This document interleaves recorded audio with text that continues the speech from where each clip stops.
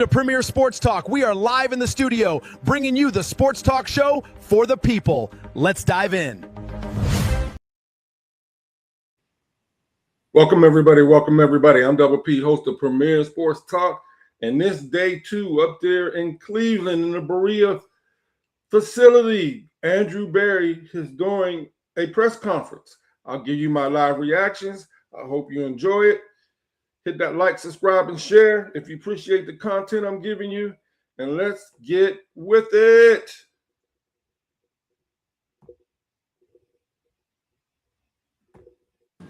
Part of the reason we're really excited is because we expect this to be a very competitive camp from top to bottom on the roster.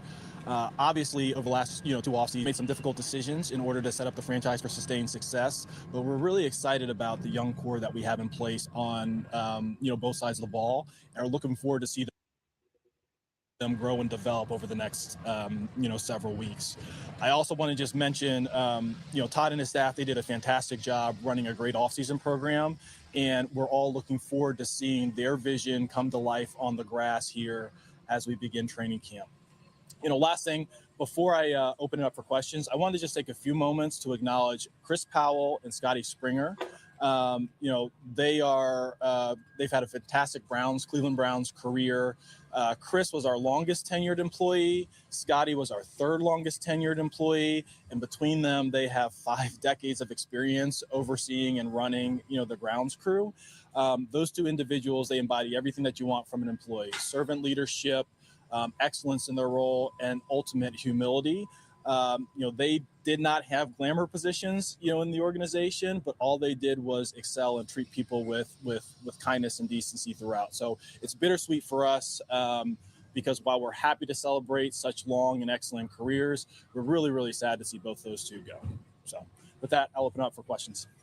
Can you maybe first address getting Denzel and Grant both wrapped up long term? How do you feel about that? Yeah, really excited. Those guys are, they're core members of our team. I was joking with Peter. I was like, okay, well, Denzel's 29 and Grant, he's 27, soon to turn 28, and they're the elder statesmen, of the team.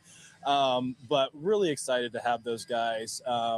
They're what we want in the organization. They embody being Cleveland Browns, and happy to have them for the long haul. How do you think they fit with the plan as you have gotten younger over the last 2 years to have kind of a couple of those older guys still hanging around for a while? Well, I'll tell you what, if old is your mid and late 20s, then I'm in tough shape here, Scott. So, but listen, they're excellent players, still playing at a high level at their respective positions. Really excited them as contributing members to the team. And how important is it then for guys like them and some of the other veterans on this team, when you have such a young core?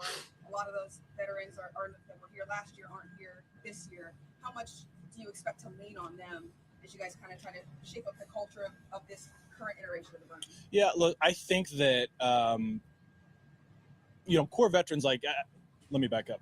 I don't think it's just for any veteran, just having veterans, just have veterans. But when you have Denzel and Grant, who are top-level players and top-level people, they end up being kind of like tent poles, within your organization and within your roster. So it's a luxury and incredibly valuable to have, when you construct the team. And also, both those guys are homegrown. So. How much does extending both of those guys, who I think third contracts for both of them with this organization, kind of maybe relax anyone that might have gotten a little nervous after the Miles trade, and seeing that just the organization showing commitment to guys that have really stepped up.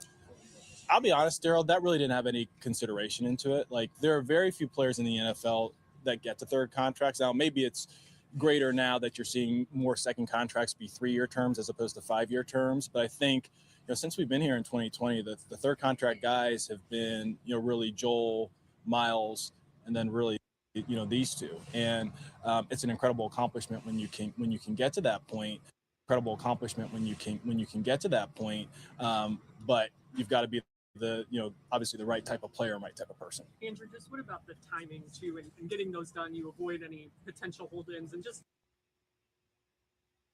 especially knowing, like you said, they're the elder statesmen, and you guys have a new coordinator and all that. Yeah, so I'd say a couple things. Like, we're always very proactive with our players.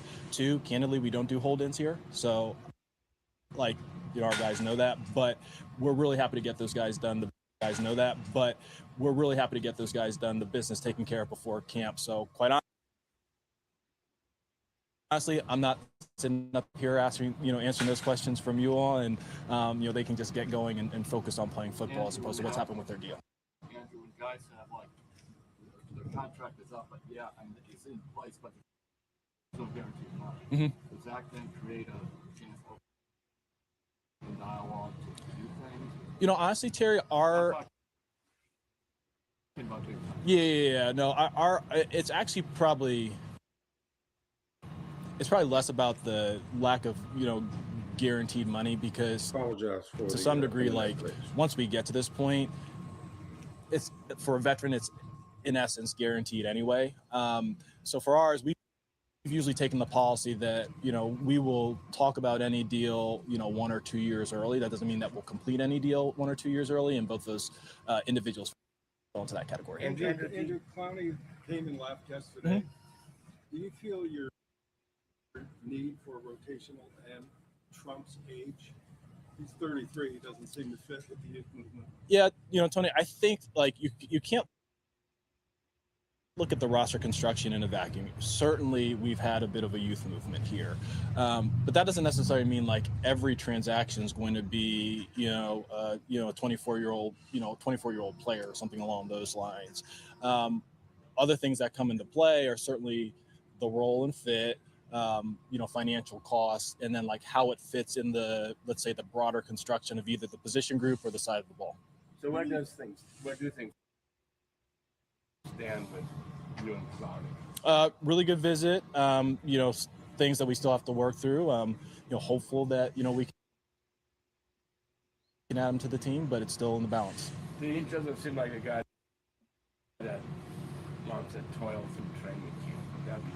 I think that's an inaccurate perspective on him. Like, I think he would tell you if he was standing up here, his most productive years are when he has a good hearty camp. I think that comment is quite honestly unfair.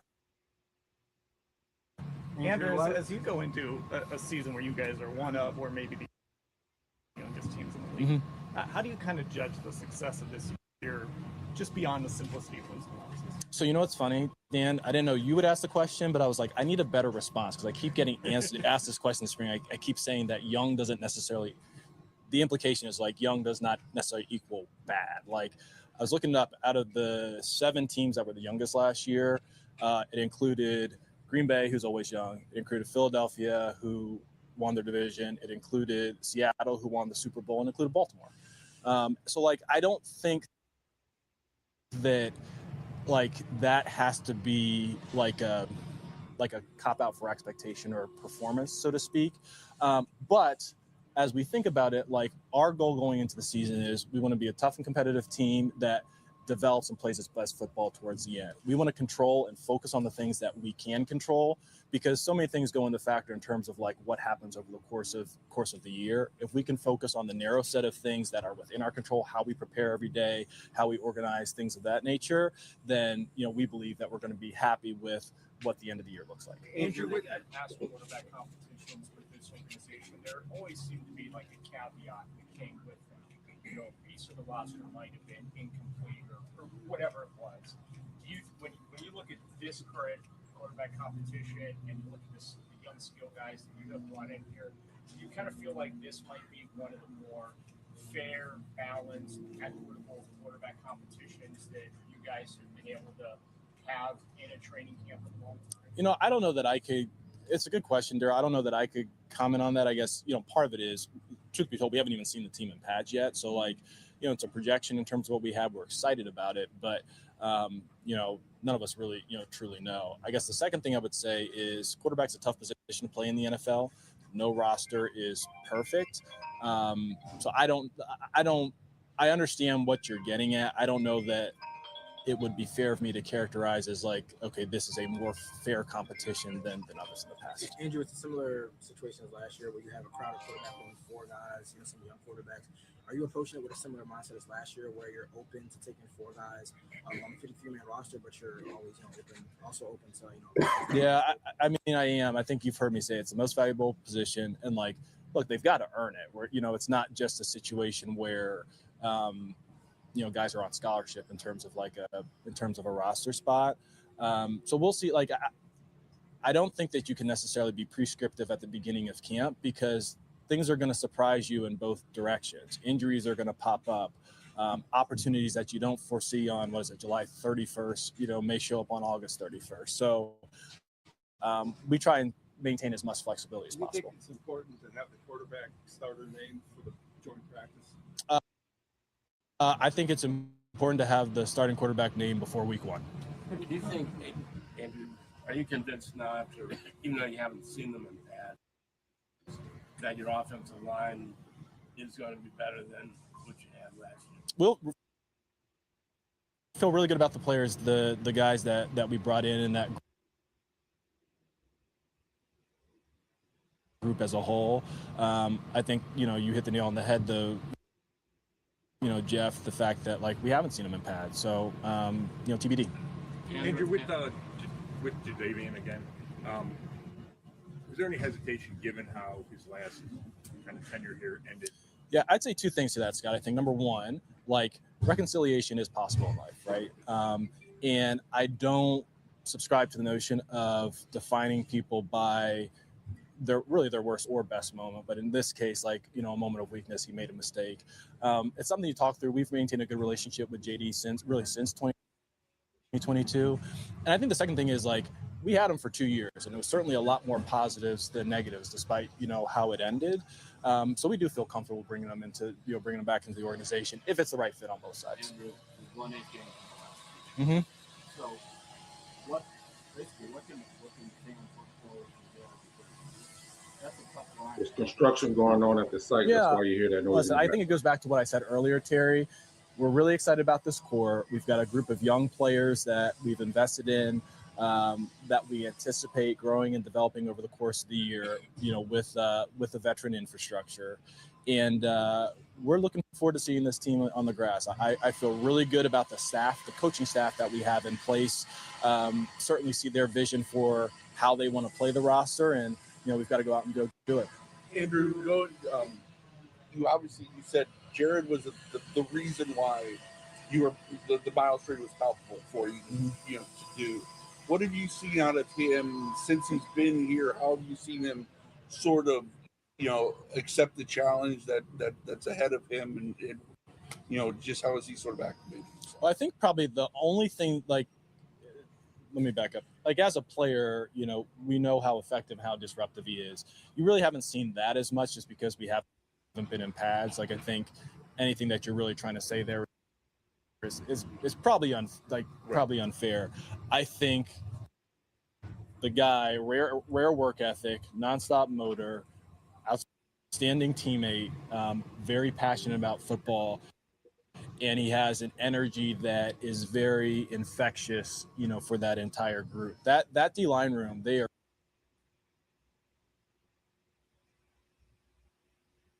super, super tight right now. It's been pretty cool to see them come together this offseason. Andrew,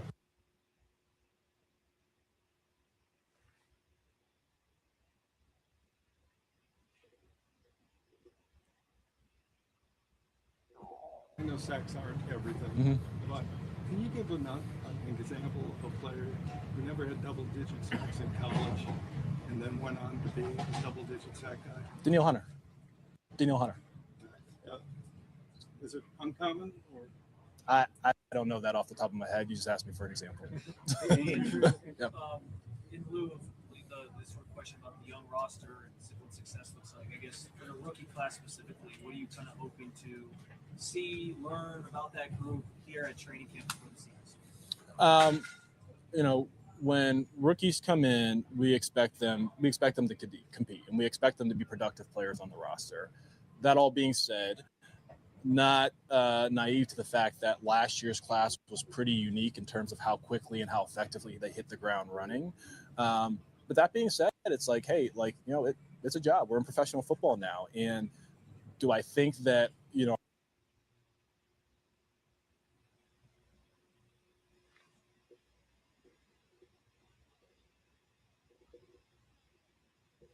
our players when they're in year one are going to be as great as they are in year 3, year 5, whatever, you know, no, but we expect them to be positive contributors to the team this year.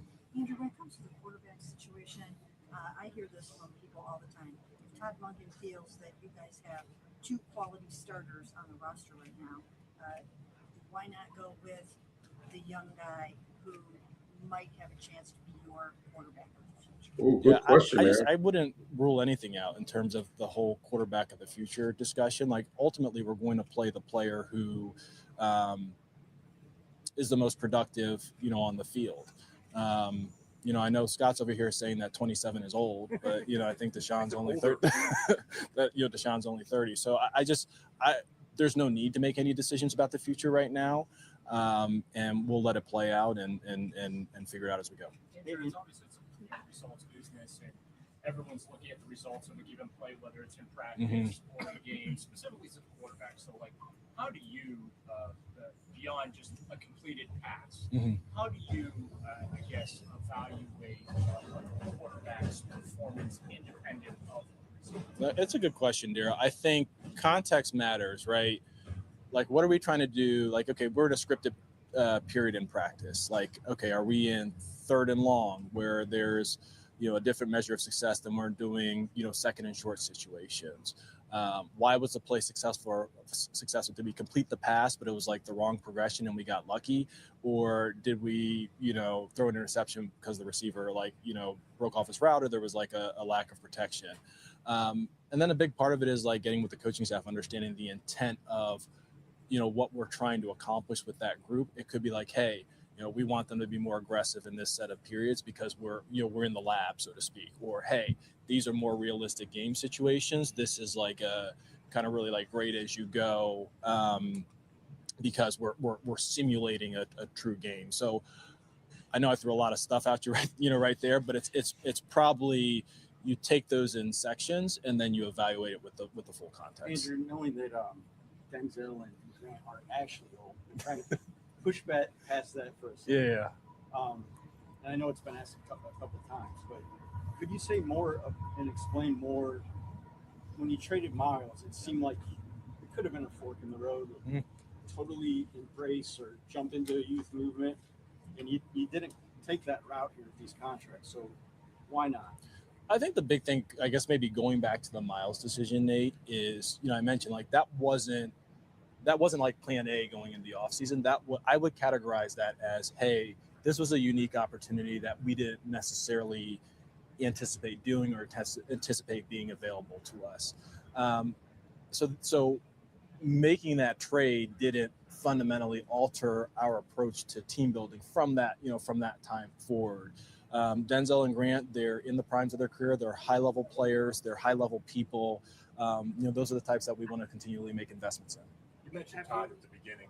How have you seen him kind of handle and embrace his first chance to be an NFL head coach? Yeah, Todd's awesome. I think Todd, the best way to describe him is he is old school discipline with new school relationships and football. And how many of you watch Landman? Anyone of you watch Landman here? Okay, so Todd, to me, he's like Billy Bob Thornton's character, Tommy Norris in Landman, where here's a guy who's highly intelligent, great critical thinking skills, great street savvy, rare problem solver, but he can also relate to the 21-year-old on the oil rig, the head of the drug cartel, or the billionaire financier in the office.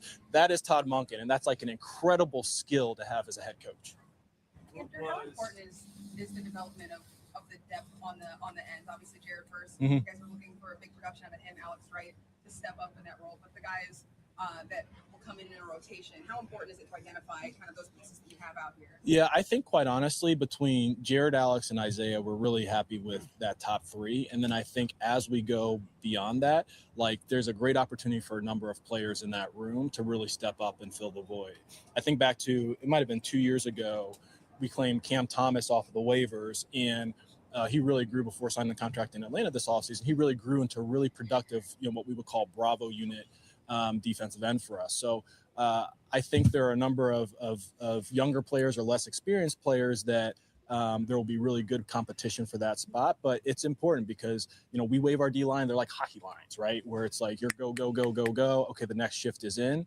That depth is incredibly important. Have you ever had a moment like yesterday where you had to walk out and tell somebody, hey, your contract signed, and then they go put their helmet on? What was that like for you to sort of? So the other situation we had that was similar to that was Nick Chubb a couple years ago. And what happens in those the rare situations where that happens are you're like at the 1-inch line and you're trying to like hammer out, language or some like minor like detail, and you and the agent, you look at each other and you're like, okay, you know what we don't want to have happen is this guy's on the practice field and we're at the 1/2-inch line and they have some fluke injury, and then you and I are both looking at, well, like, we can't do the deal, and then your client's going to ask you, okay, well, why wasn't the deal done before I hit the field? So we've had like 2 of those situations, but those are really the only situations when that type of thing happens.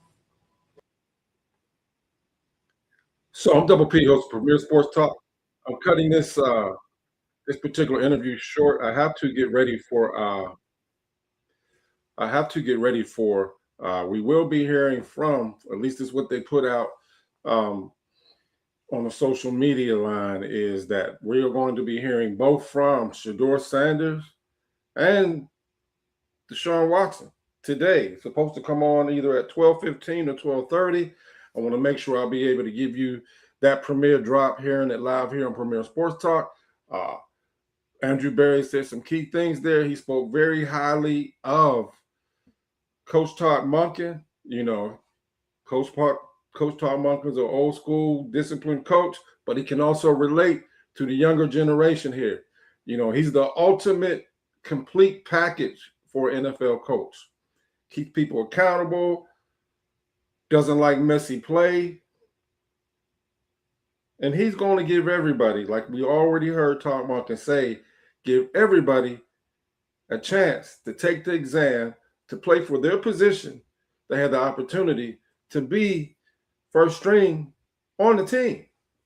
And we heard Coach Todd Monken say, and a lot of people are analyzing it or perceiving it the wrong way. We heard Todd Monken say quite frequently, he doesn't pick the starting quarterback. He says the players pick the starting quarterback.